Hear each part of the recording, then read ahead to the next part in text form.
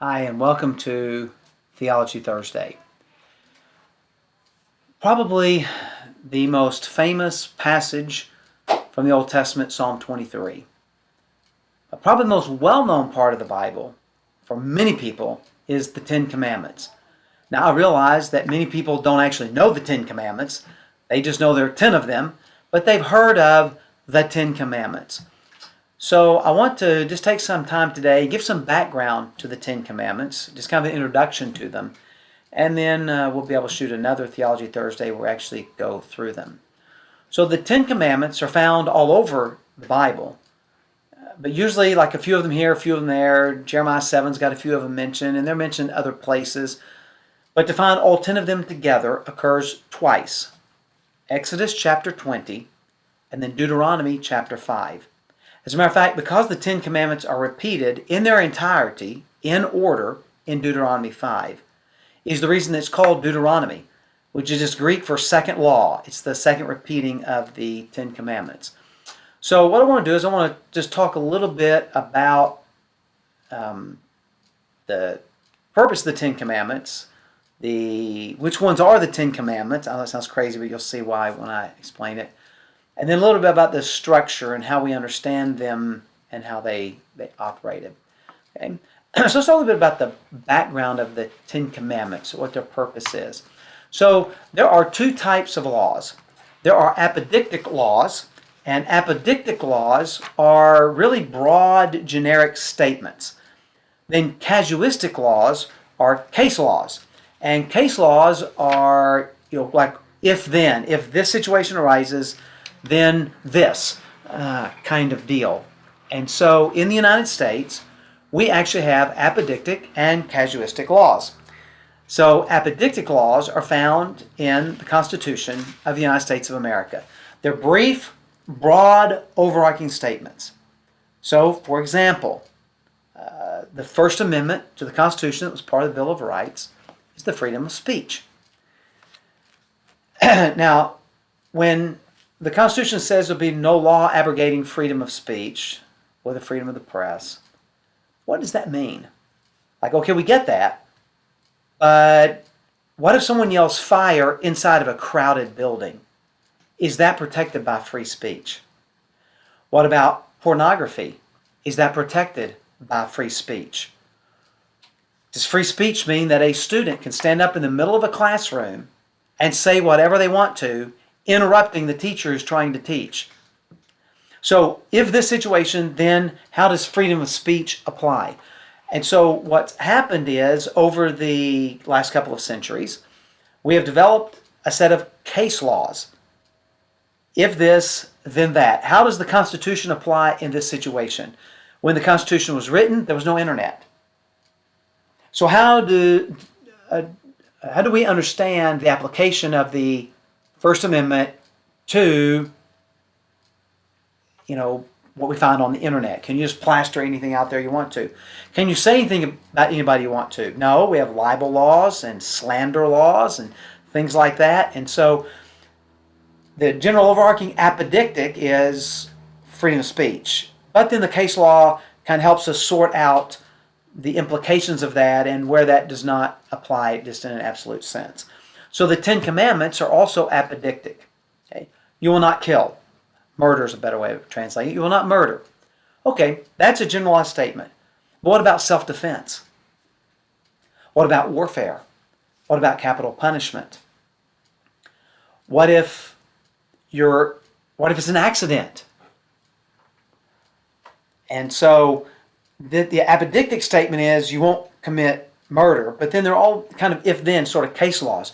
So many of the laws in the Old Testament are actually case laws. How do we understand the application of these general apodictic laws that we find? So you'll rest on the Sabbath, but what does that really look like? What if my ox is stuck in a ditch? Can I get the ox out, or does that work? Like, those are case laws. And so the Ten Commandments are apodictic.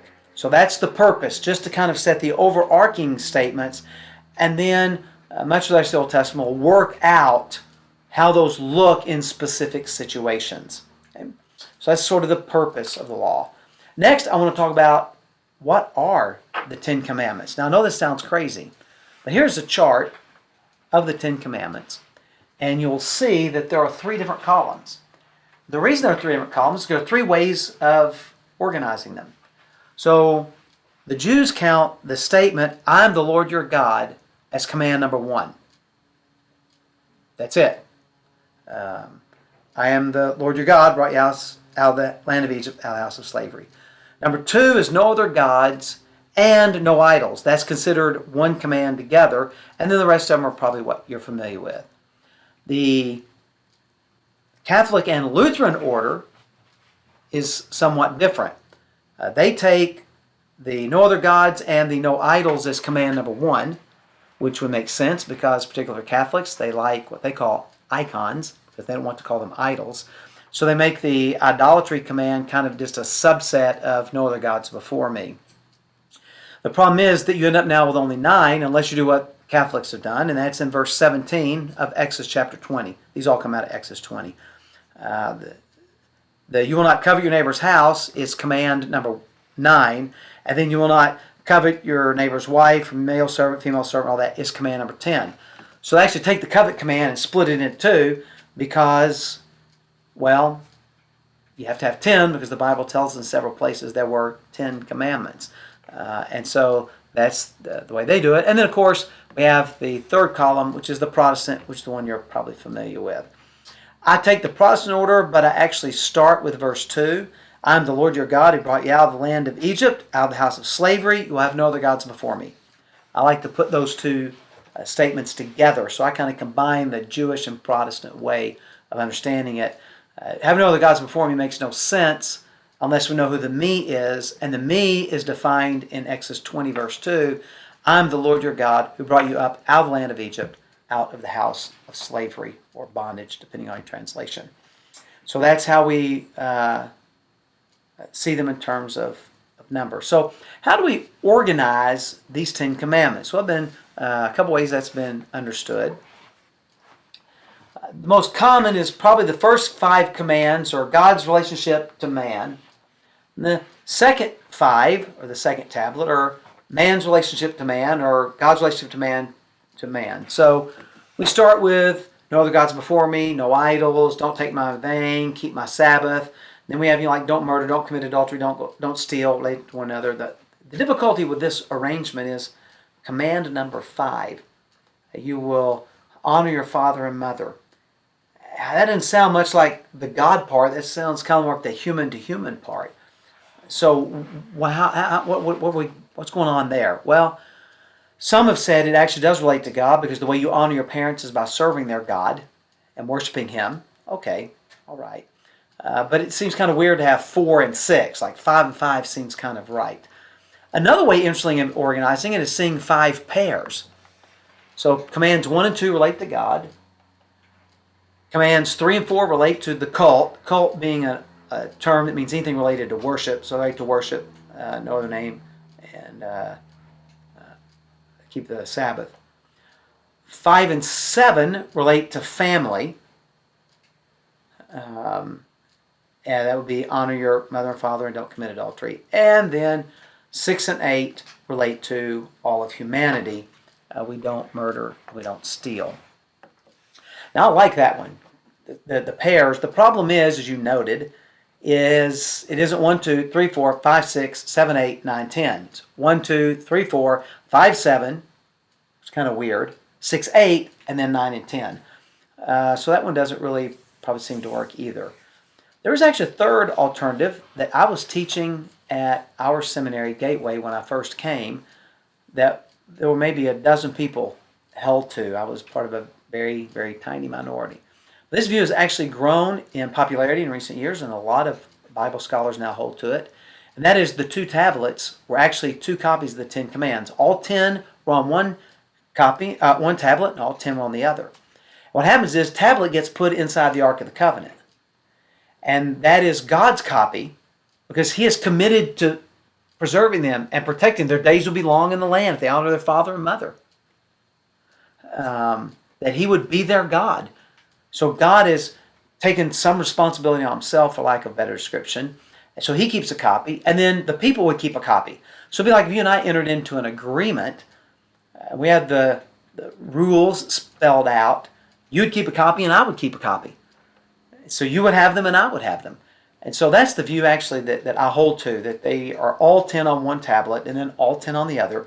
And each party gets one of the tablets as a reminder of the covenant relationship that they have with each other. So that's the way I see them arranged. Now, last thing I want to cover is kind of an introduction to the Ten Commandments, is this idea of law, what they look like.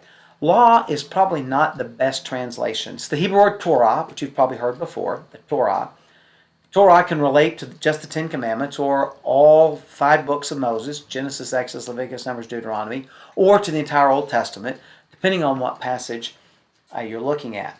But really, the word Torah carries the idea of instruction. This is God's instruction for how we are to live in a right relationship with Him and, by extension, a right relationship to others. That's why Jesus would say, love the Lord your God with all your heart, soul, mind, and strength. This is the first and greatest commandment. And the second is like it. Love your neighbor as yourself. And when we look at the Ten Commandments, we find a very heavy emphasis on God relationship and a relationship with other people. And the order is important because our relationship with God determines how well we relate with other people.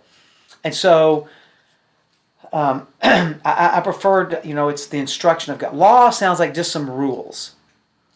But they're not just rules. They're instructions to help us live better in our relationship with God and better in our relationship to one another. And we think about it, many of the laws that we have are intended to do the exact same thing. I mean, the reason why there are laws about driving on the right side of the road, stop at a red light, let a pedestrian go across. For us to live in right relationship to one another, we need some of these rules or laws or instructions or regulations, not to be oppressive, but really to liberate us to live life to the fullest. And so these are God's instructions that liberate us to live life to the fullest. And so even though we use the word law, I really like, it's not like we sometimes think of law as in rules, and if you break them, God's going to get you sort of thing. And this is a little kind of fun thing I want to give you. You may wonder, why do those tablets, when we see them, always look square on the bottom but have the round top? Like you go to buy the 10 Commandments in a store, why do they look like that? Well, there's a reason. Because that's the way they made them in the ancient world.